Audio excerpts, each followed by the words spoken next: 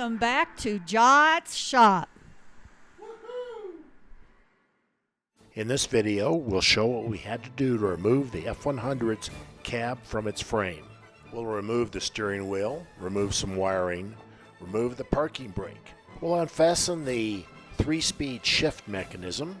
We'll remove the Pitman arm so that we can remove the steering gear housing and the steering column. And finally, we'll lift the cab from the frame onto the dolly. But before we start, we have a big request.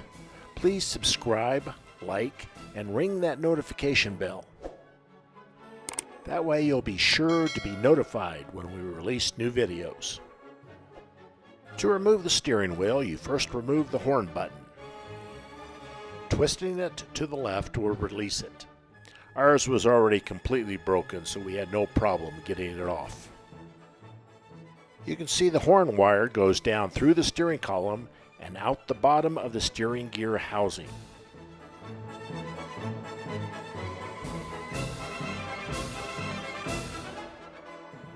To remove the steering wheel, the easiest way to do it is just use a steering wheel removal tool.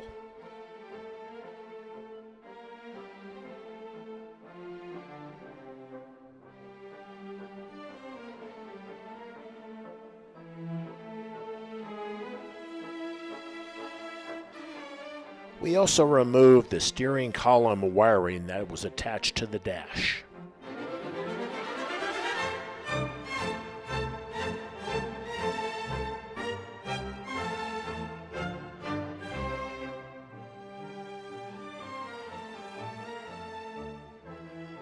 We also removed from the firewall all the remaining engine compartment wiring.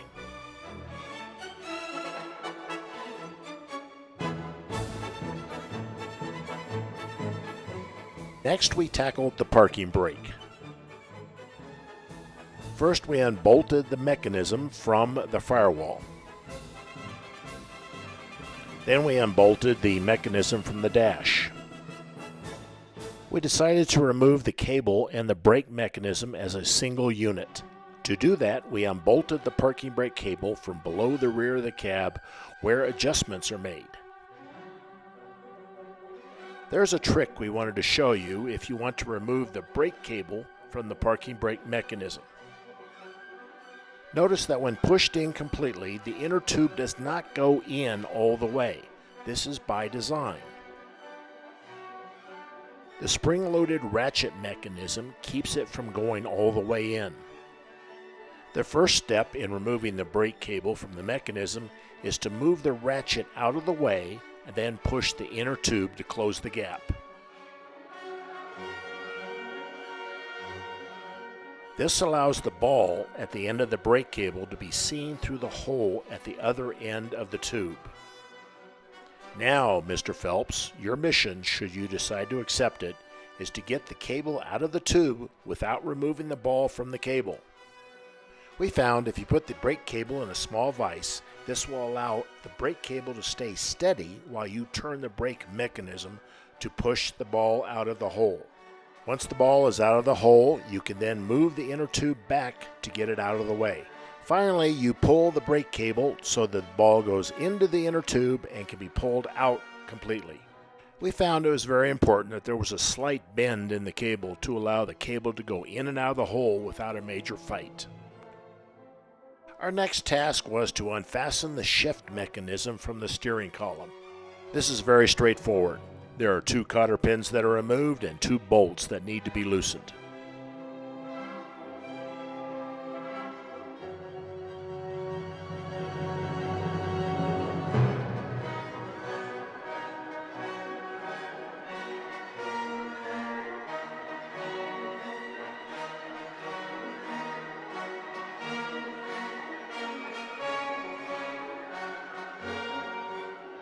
To get the steering gear housing free, you need to remove the Pitman arm from the steering gear shaft. We first cleaned up the lock bolt on the Pitman arm. Then, using lots of leverage, the lock bolt finally came loose. Once it was loose, we applied liberal amounts of PB Blaster to where the Pitman arm attaches to the steering gear shaft. We let the PB Blaster soak in for a couple of days. This soak time allowed the bolt to be easily removed. Now, using a Pitman arm puller, we removed the arm from the steering gear shaft.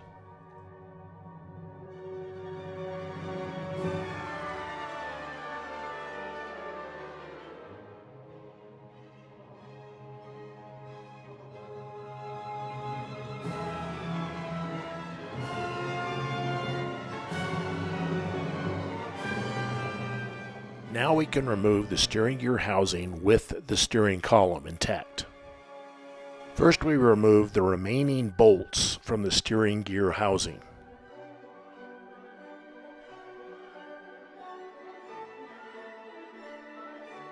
After removing all 4 bolts of the steering gear housing, we remove the dash bolts that attach the steering column to the dash.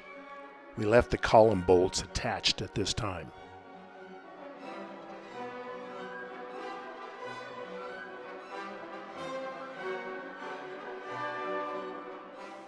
Because we have a 3-on-the-tree gear shift, we brought the steering gear housing and steering column up through the cab.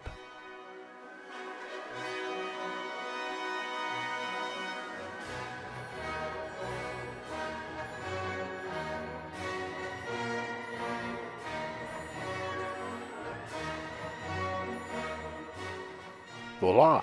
One complete steering system ready for cleanup. Now that we have everything detached from the cab, we can remove the cab bolts from the frame. There are 4 bolts holding the cab to the frame, 2 bolts at the front and 2 bolts at the rear.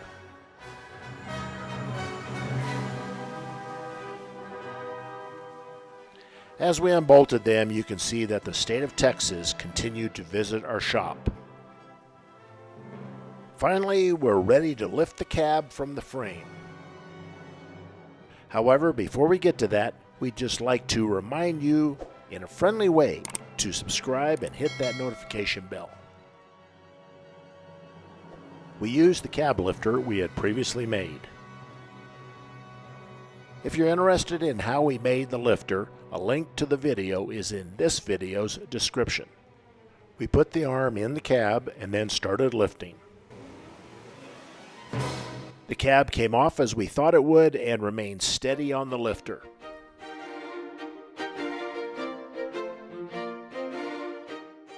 We moved it aside and then rolled the frame out from under it.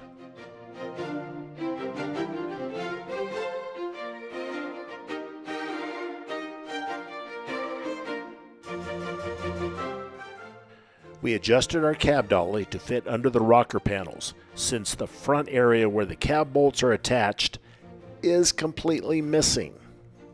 The building of our adjustable cab dolly is also in the video link below.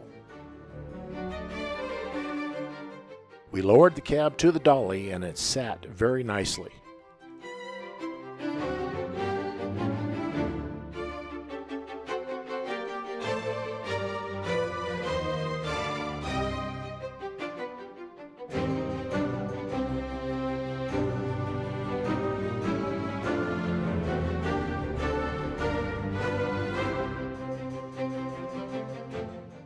Now the cab rolls around very easily and can be positioned where we need it.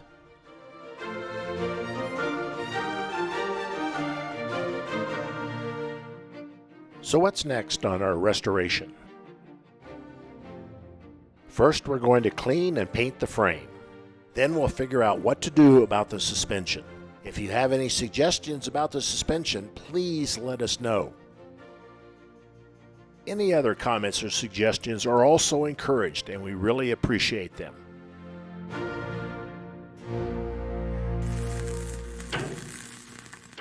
That's all, folks, and thanks for watching.